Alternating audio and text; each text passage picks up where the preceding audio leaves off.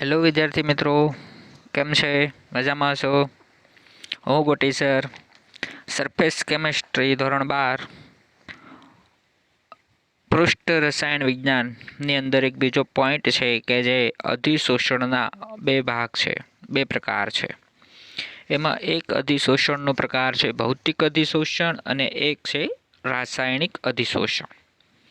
તફાવતના અહીં 8 મુદ્દાઓ આપેલા છે. બંને મુદ્દાઓ સ્પષ્ટ અને સાદી ભાષામાં છે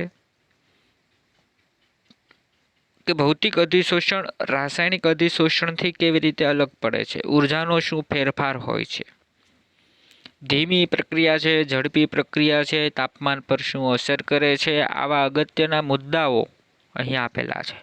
તો એક એક મુદ્દો આપણે જોતા જઈએ અને સમજતા જઈએ. સૌથી પહેલો મુદ્દો છે ભૌતિક અધિશોષણની અંદર અધિશોષક અને અધિશોષિત વચ્ચે વાન ડર વાલ્સ આકર્ષણ બળો હોય છે. વાન ડર વાલ્સ આકર્ષણ બળ એટલે શું? તો એક સાદી ભાષામાં સમજાવું તો એક ભૌતિક બળ છે જે માત્ર આકર્ષણ બળથી મોલેક્યુલને એકબીજા સાથે જકડી રાખે છે. કોઈ રાસાયણિક પ્રક્રિયા હોતી નથી. તો વાન ડર વાલ્સ ભૌતિક બંધ છે અને ભૌતિક બંધના કારણે અધિશોષક અને અધિશોષિત વચ્ચે એક આકર્ષણ બળથી બંધ બને છે. આ બંધના કારણે એ જકડાયેલા રહે છે. તો એ પહેલો મુદ્દો છે વાન ડર વાલ્સ આકર્ષણ બળ. તો એમાં રાસાયણિક અધિશોષણમાં શું હોય છે? તો કે અધિશોષક અને અધિશોષિત વચ્ચે રાસાયણિક બંધ આ પ્રકારનો જોવા મળે છે. રાસાયણિક બંધ એટલે પ્રક્રિયા. સમજો, રાસાયણિક અધિશોષણમાં અધિશોષિત અને અધિશોષક વચ્ચે પ્રક્રિયા થાય છે, જેને રાસાયણિક બંધ કહે છે. બીજો મુદ્દો ભૌતિક અધિશોષણની અંદર આ અધિશોષણ વિશિષ્ટ હોતું નથી. વિશિષ્ટનો મતલબ શું અહીંયા? કે કોઈ પણ બે અવસ્થાઓ છે એકબીજા સાથે જકડાય, આકર્ષાય અને જળવાઈ રહે. રાસાયણિક અધિશોષણમાં બીજો મુદ્દો આ અધિશોષણ વિશિષ્ટ હોય. વિશિષ્ટ એટલે શું? કારણ કે દરેક પ્રક્રિયક દરેક બીજા પ્રક્રિયક સાથે પ્રક્રિયા કરે જ એવું જરૂરી હોતું નથી. એટલા માટે વિશિષ્ટનો મતલબ અધિશોષક ચોક્કસ અધિશોષિત સાથે રાસાયણિક પ્રક્રિયા કરે એટલે વિશિષ્ટ છે. ત્રીજો મુદ્દો તે પરિવર્તનીય છે. પરિવર્તનનો મતલબ શું થાય? કે ફોર એક્ઝામ્પલ, અધિશોષક પર અધિશોષિત થયેલો કોઈ વાયુ છે અને જો તમે તાપમાન આપો તો એ દૂર થઈ જાય, પરિવર્તન થઈ ગયું. પહેલાં અધિશોષિત થયું અને પછી પાછું દૂર થઈ જવું. જ્યારે રાસાયણિક અધિશોષણમાં તે અપરિવર્તનીય છે. અપરિવર્તનીય શું?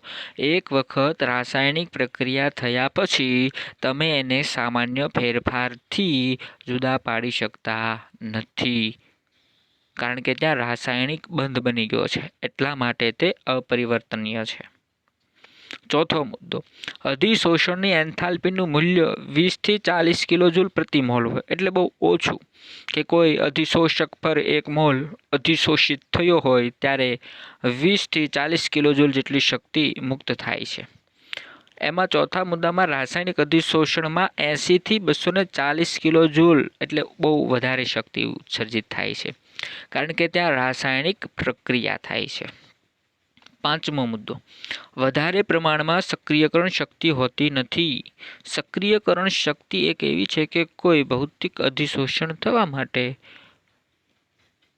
ઓછામાં ઓછી ઉર્જા, તો ત્યાં વધારે શક્તિની જરૂર નથી.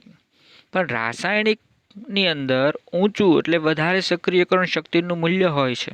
એટલે પ્રક્રિયા થવા માટે બંને પ્રક્રિયકો માટે ખૂબ વધારે પ્રમાણમાં ઉર્જાની જરૂર પડે છે. છઠ્ઠો મુદ્દો, અધિશોષકની સપાટી પર બહુઆણ્વીય સ્તરો રચાઈ શકે છે. એટલે કે ભૌતિક અધિશોષણ છે તો એક સ્તર પર બીજું સ્તર, બીજા સ્તર પર ત્રીજું સ્તર, એમ અધિશોષિત થયા કરશે. જ્યારે રાસાયણિકમાં શું થશે? કારણ કે વિશિષ્ટ હોવાના કારણે એક આણ્વીય સ્તર જ અધિશોષક પર રચાય. સમજો ખાસ, ભૌતિક અધિશોષણમાં શું હોય કે વારંવાર એક પછી એક પ્રક્રિયક છે એના ઉપર અધિશોષિત થયા કરી શકે. પરંતુ રાસાયણિક અધિશોષણમાં એક આણ્વીય સ્તર જ હોય છે. આ ક્વેશ્ચન પૂછાઈ ગયેલો છે કે રાસાયણિક અધિશોષણ માટે નીચેનામાંથી કયું વાક્ય યોગ્ય છે.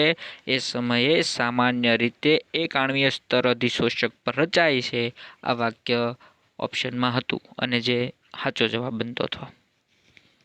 તો આપણને લાગે સરળ સાદા મુદ્દાઓ બંને, પરંતુ 4 મુદ્દાઓ આપેલા હોય ABCD, એમાંથી એક મુદ્દો યોગ્ય હોય છે એવો ક્વેશ્ચન પૂછાઈ ગયો.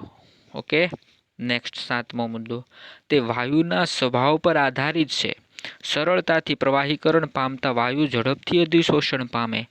આ મુદ્દાને ખાસ સમજો કે પ્રવાહીનું અધિશોષણ કોઈ ઘન પદાર્થ પર વધુ ઝડપથી થાય વાયુઓ કરતાં. તો જે વાયુ ઝડપથી પ્રવાહીકરણ અનુભવતો હોય એનું અધિશોષણ વધુ થવાનું છે. એમાં રાસાયણિક અધિશોષણમાં 7મો મુદ્દો, તે પણ વાયુના સ્વભાવ પર આધારિત છે. વાયુ જ્યારે પ્રક્રિયા કરે ત્યારે રાસાયણિક અધિશોષણ શક્ય બને. વાયુના ઘટકો આપણે ઉપર પણ બોલ્યા હતા વિશિષ્ટ છે, કારણ કે ચોક્કસ વાયુઓ ચોક્કસ ઘટકો સાથે જ પ્રક્રિયા કરતા હોય છે. તો એ પ્રક્રિયા થવી એ પણ અહીંયા અધિશોષણના સંદર્ભમાં સમજવાનું છે. તો સપાટી પર કોઈ પ્રક્રિયક એટલે અધિશોષિત થાય અને જોડાઈ જાય તો સપાટી પર સાંદ્રતા વધી અને અધિશોષણ થયું છે તેમ કહેવાય. 8મો મુદ્દો, તાપમાન વધતા ઘટે ભૌતિક અધિશોષણ. તાપમાન વધતા અધિશોષણનો દર ઘટે છે. ઉદાહરણ તરીકે હું આપું તો ફોર એક્ઝામ્પલ, તમે કોઈ ચોક લ્યો છો અને આ ચોકને તમે પાણીમાં ડુબાડો. ઓકે, તો એ અધિશોષણ પામશે. પરંતુ જો તમે એને બહાર ખુલ્લામાં તડકામાં અથવા તાપમાન આપશો તો ધીમે ધીમે એમાંથી પાણી દૂર થશે. પાણી દૂર થવાની ક્રિયાને આપણે એમ કહીશું કે અધિશોષણ ઘટ્યું. સમજાણું? એટલે જેમ તાપમાન વધુ હોય એમ અધિશોષણ ઘટે છે. ભૌતિક અધિશોષણમાં વાન ડર વાલ્સ બળ હોવાના કારણે તાપમાન વધારવાથી વાન ડર વાલ્સ બળ ઝડપથી તૂટે છે, તો અધિશોષણની માત્રા ઘટે છે. એમાં ને એમાં છેલ્લો મુદ્દો, રાસાયણિક અધિશોષણમાં તે પહેલાં તાપમાન વધતા વધે અને પછી ઘટે. તો આ 2 મુદ્દાઓ છે એને ખાસ સમજો. તાપમાન વધતા વધે કારણ કે કોઈ રાસાયણિક પ્રક્રિયા કરવા માટે તાપમાનની જરૂર હોય છે, અને જો તમે તાપમાન વધારતા જાઓ તો રાસાયણિક પ્રક્રિયાનો વેગ વધી શકે. પરંતુ અમુક મર્યાદા પછી જો તાપમાન વધારવામાં આવે તો પછી અધિશોષણ વધતું નથી અને વધવાનો દર ઓછો થાય, એને ઘટે છે તેમ અહીંયા દર્શાવ્યું છે. એટલે છેલ્લો મુદ્દો ફરીને રિપીટ કરું, રાસાયણિક અધિશોષણમાં તે પહેલાં તાપમાન વધતા વધે અને પછી ઘટે છે. ઓકે, તો આ એક અગત્યનો પોઈન્ટ છે. ભૌતિક અધિશોષણ અને રાસાયણિક અધિશોષણ વચ્ચેના આ 8 મુદ્દાઓ છે એ બહુ સરળ છે, સમજવાના છે અને એના ઉપરથી ક્વેશ્ચન MCQમાં આવી શકે છે. ઓકે વિદ્યાર્થી મિત્રો, જો ન સમજણ પડે તો તમે કોમેન્ટ લખી અને કોઈ પણ મુદ્દા નંબર સાથે અથવા તો એનું વાક્ય લખીને તમે મને પૂછી શકો છો. હું 100% એનો રિપ્લાય આપીશ અને તમને સમજાય એ ભાષામાં ફરી એક વખત નવું કોઈ ઉદાહરણ સાથે સમજાવીશ. ઓકે વિદ્યાર્થી મિત્રો, તો મહેનત તો કરવી પડશે.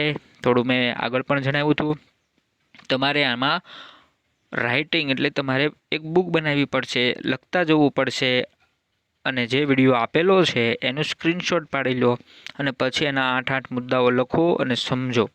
અને ન સમજાય તો પાછું કોમેન્ટમાં અથવા વોટ્સઅપ નંબર પર પણ તમે પૂછી શકો છો. ઓકે, થેન્ક યુ વિદ્યાર્થી મિત્રો.